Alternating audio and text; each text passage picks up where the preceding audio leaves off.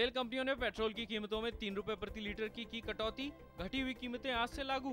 अंतर्राष्ट्रीय बाजार में कच्चे तेल में कमी और डॉलर के मुकाबले रुपये में मजबूती के चलते तेल कंपनियों ने की ये कटौती। आरक्षित रेल टिकट बुक कराने की अवधि आज से 4 महीने से घटकर 2 महीने हुई।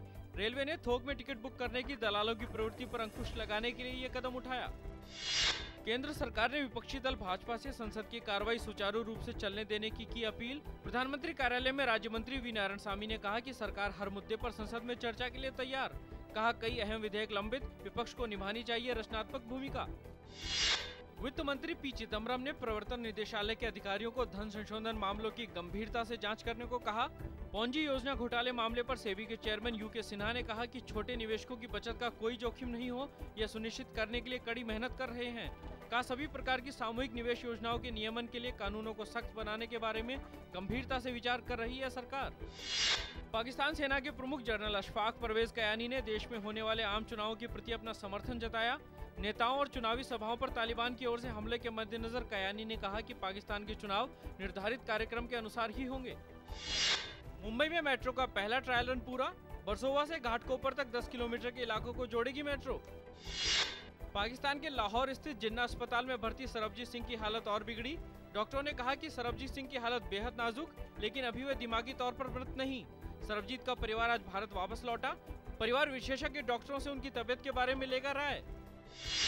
सीमा पर चीनी घुसपैठ का मामला सुलझता नहीं दिख रहा। खबर है कि दौलत बेग ओल्डी सेक्टर में चीन ने एक और टेंट लगा लिया है।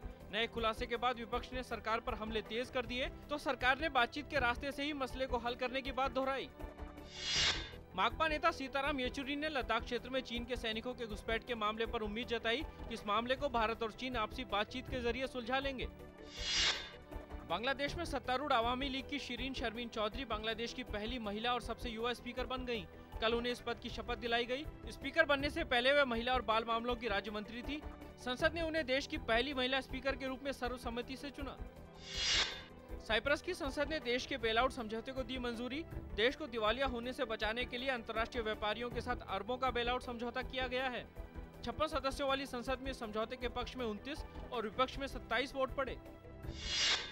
विश्व चैंपियन विश्वनाथन आनंद आज अकेलाइन मेमोरियल शतरंज टूर्नामेंट के 8वें दौर में रूस के पीटर स्विटलर से ड्रॉ खेलकर संयुक्त रूप से दूसरे स्थान पर पहुंचे। सफेद मोहरों से 2 जीत दर्ज करने के बाद आनंद इस बाजी में लय में नहीं दिखे। आज अंतर्राष्ट्रीय मजदूर दिवस है। यह दिवस मेहनतकश मजदूरों को उचित पारिश्रमिक और उनके आर्थिक, सामाजिक अधिकारों और कल्याण के मकसद से मनाया जाता है। यह वैश्विक आर्थिक व्यवस्था के अंतर्गत आर्थिक संबंधों को मजबूत बनाने में भी अहम भूमिका निभाता है।